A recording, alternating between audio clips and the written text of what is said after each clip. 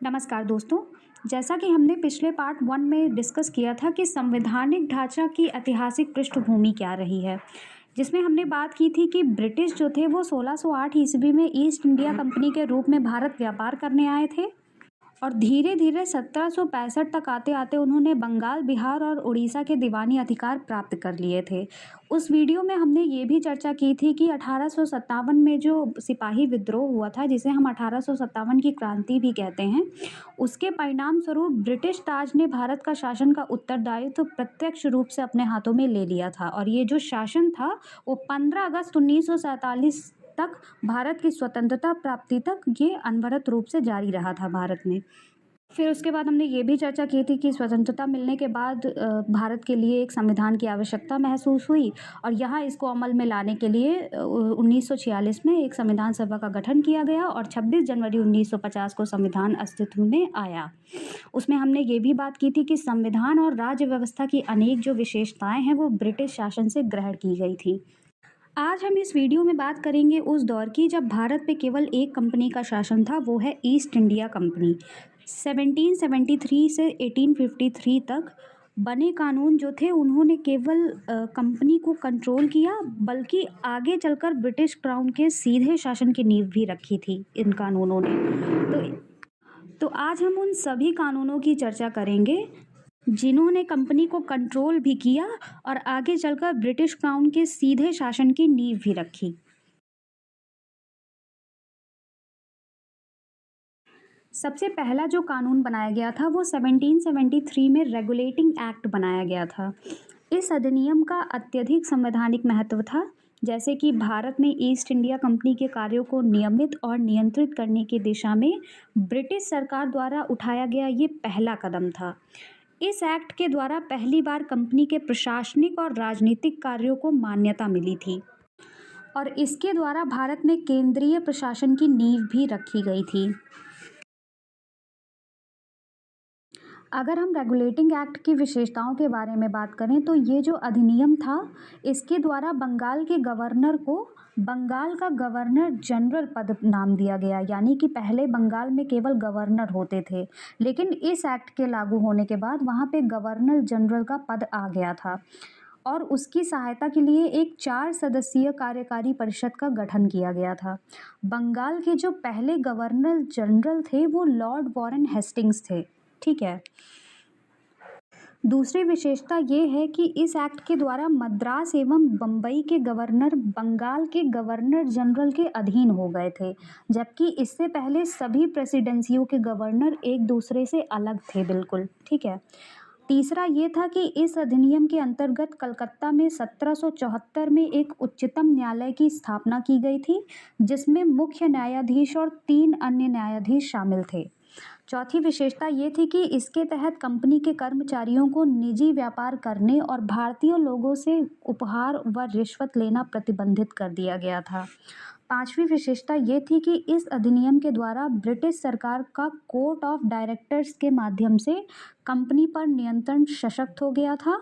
इसने भारत में इसके राजस्व, नागरिक और सैन्य मामलों की जानकारी ब्रिटिश सरकार को देना आवश्यक कर दिया गया था।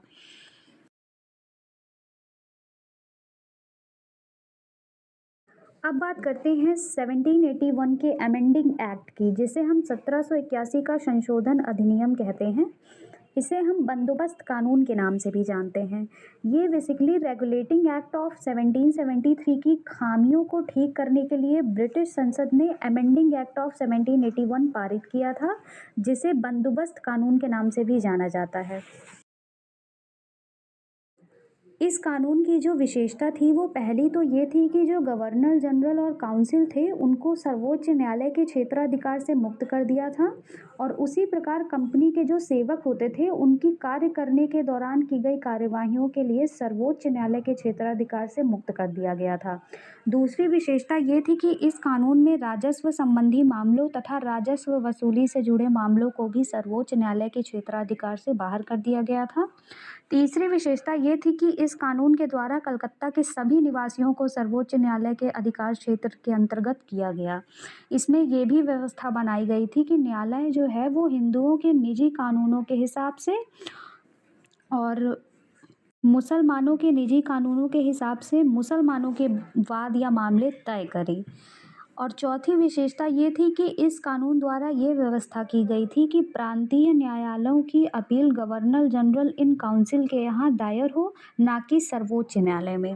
पांचवी विशेषता ये थी इसकी कि ये कानून जो था उसमें गवर्नर जनरल इन काउंसिल को प्रांतीय न्यायालयों एवं काउंसिलों के लिए नियम विनिमय बनाने के लिए अधिकृत किया गया था, जिसे हम प्रोविंशियल कोर्ट्स ऑफ काउंसिल भी कहते हैं।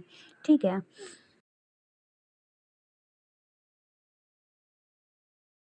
1784 का जो पिट्स इंडिया एक्ट था, ये भी एक ऐसा एक्ट था जो रेगुलेटिंग एक्ट 1773 की कमियों को दूर करने के लिए बनाया गया था। इस एक्ट को हम एक्ट ऑफ सेटलमेंट के नाम से भी जानते हैं। इसकी विशेषता पहली तो ये थी कि इसने कंपनी के राजनीतिक और वाणिज्यिक कार्यों को अलग अलग कर दिया था।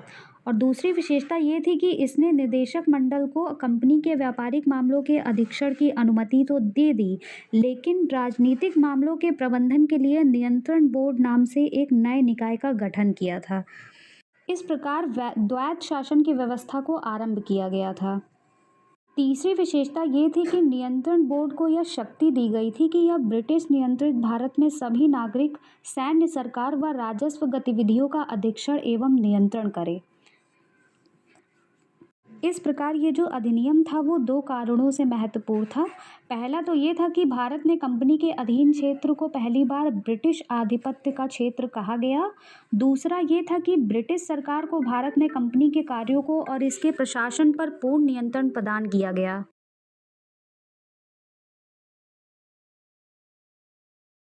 The Pitt India Act of 1786, जिसे हम कॉर्नवालिस एक्ट भी कहते हैं, ये जो एक्ट था इसमें बेसिकली 1786 में लॉर्ड कॉर्नवालिस को बंगाल का गवर्नर जनरल नियुक्त किया गया था।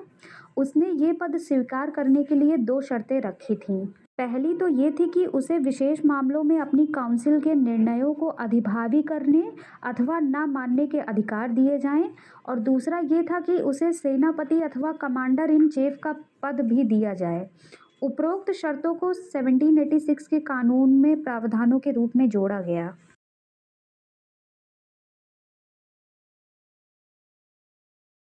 द चार्टर एक्ट ऑफ 1793, जिसे हम 1793 का चार्टर कानून भी कहते हैं, इस कानून की निम्नलिखित विशेषताएं थीं। पहली तो ये थी कि इस कानून ने लॉर्ड कॉर्नवालिस को दी गई काउंसिल के निर्णयों के ऊपर अधिभावी शक्ति को भविष्य के सभी गवर्नर जनरलों एवं प्रेसिडेंसियों के गवर्नरों तक विस्तारित कर दिया था। दूसरी विशेषता ये थी कि इसने गवर्नर जनरल को अधीनस्थ बॉम्बे और मद्रास प्रेसिडेंसी की सरकारों के ऊपर अधिक नियंत्रणकारी शक्ति प्रदान की थी। तीसरी ये थी कि इसने भारत पर व्यापार के एकाधिकार को अगले 20 वर्षों की अवधि के लिए बढ़ा दिया था। चौथी ये थी कि इसने कमांडर इन चीफ के गवर्नर जनरल काउंसिल के सदस्य होने की अनिवार्यता समाप्त कर दी गई थी, और बशर्ते कि उसे उसी रूप में नियुक्त किया गया हो। पांचवी ये थी कि इसने व्यवस्था दी कि बोर्ड ऑफ कंट्रोल के सदस्यों तथा कर्मचारियों को भारतीय राजस्व में से भुगतान किया जाए। ठीक है।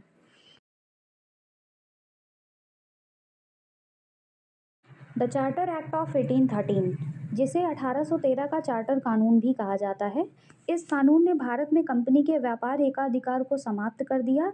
इसका मतलब ये था कि भारतीय व्यापार को सभी ब्रिटिश व्यापारियों के लिए खोल दिया गया था, लेकिन इस कानून ने चाय के व्यापार और चीन के साथ व्यापार में कंपनी के एकाधिकार को बहाल रखा था।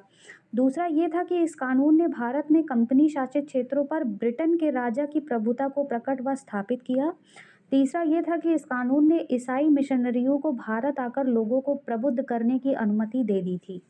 चौथा ये था कि इस कानून ने भारत के ब्रिटिश इलाके जो थे उनमें बाशिंदों के बीच पश्चिमी शिक्षा के प्रचार प्रसार की व्यवस्था प्रदान की थी। पांचवा ये था कि इस चार्टर कानून ने भारत की स्थानीय सरकारों को व्यक्तियों पर कर लगाने के लिए अधिकृत किया, और कर भुगतान नहीं करने पर दंड की भी व्यवस्था कर दी थी। द चार्टर एक्ट ऑफ 1833, जिसे हम 1833 का चार्टर अधिनियम भी कहते हैं, इस अधिनियम की निम्नलिखित विशेषताएं थीं। पहली तो ये थी कि इसने बंगाल के गवर्नर जनरल को भारत का गवर्नर जनरल बना दिया और इसमें सभी नागरिक और सैन्य शक्तियां शामिल थीं। इस प्रकार इस अधिनियम ने पहली बार एक ऐसी सरकार का निर्माण किया था जिसका ब्रिटिश कब्जे वाले संपूर्ण भारतीय क्षेत्र पर पूर्ण नियंत्रण था। लॉर्ड विलियम बेंटिक जो थे वो भारत के प्रथम गवर्नर जनरल थे। तो क्वेश्चन आएगा कि ऐसा कौन सा चार्टर अधिनियम था जिसने बंगाल के गवर्नर जनरल के पद को समाप्त कर दिया था और भारत का गवर्नर जनरल बना दिया था। तो इसका आंसर हो जाएगा 1833 का चार्टर अधिनियम। दूसरी विशेषता ये थी कि इसमें मद्रास और बम्बई के गवर्नर को विधायिका संबंधी शक्ति से वंचित कर दिया गया था और भारत के गवर्नर जनरल को पूरे ब्रिटिश भारत में विधायिका के असीमित अधिकार प्राप्त हो गए थे। इसके अंतर्गत पहले बनाए गए कानूनों के नियामक कानून कहा गया था, यानी कि जो पहले जो बनाए गए कानून थे उन्हें नियामक कानून कहा गया और कानून के तहत जो बने कानून थे उन्हें एक्ट या फिर अधिनियम कहा गया था। तीसरी विशेषता ये थी कि ईस्ट इंडिया कंपनी की एक व्यापारिक निकाय के रूप में की जाने वाली गतिविधियों को समाप्त कर दिया गया और ये विशुद्ध रूप से प्रशासनिक निकाय बन गया था। इसके तहत कंपनी के अधिकार वाले क्षेत्र में ब्रिटिश राजशाही और उसके उत्तराधिकारियों के विश्वास के तहत ही कब्जे में रह गए थे। चौथी विशेषता ये थी कि चार्टर एक्ट 1833 ने सिविल सेवकों के चयन के लिए खुली प्रतियोगिता का आयोजन शुरू करने का प्रयास किया था। इसमें कहा गया है कि कंपनी में भारतीयों को किसी पद, कार्यालय या रोजगार को हासिल करने से वंचित नहीं किया जाएगा। हालांकि बोर्ड ऑफ डायरेक्टर्स के विरोध में इसके कारण इस प्रावधान को समाप्त कर दिया गया था।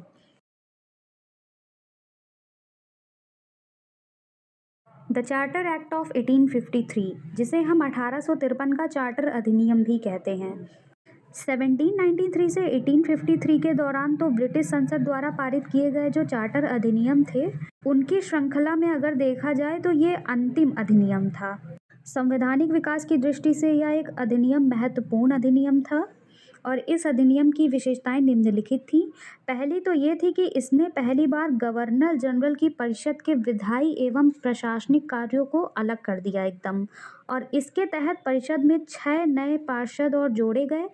इन्हें विधान पार्षद कहा गया था, यानी कि इसने गवर्नर जनरल के लिए नई विधान परिषद का गठन किया गया था जिसे भारतीय विधान परिषद भी कहा जाता है।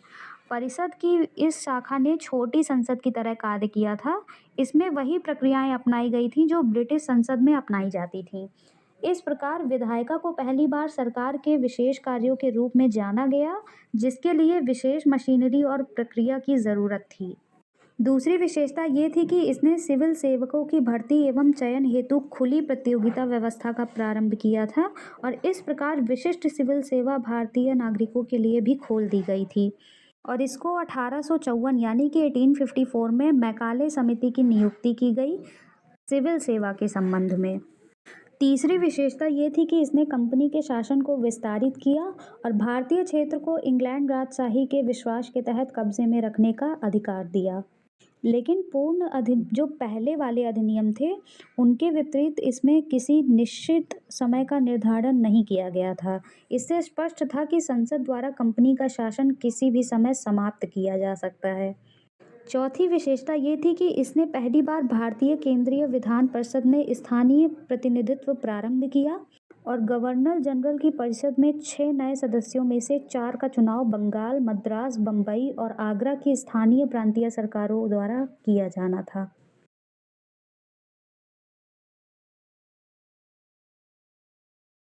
तो बेसिकली हम कह सकते हैं कि 1773 से 1853 तक जो कानून बनाए गए थे ये कानून केवल कागजी नियम नहीं थे बल्कि भारत में कंपनी के शासन को मजबूत करने की सीढ़ियां थे।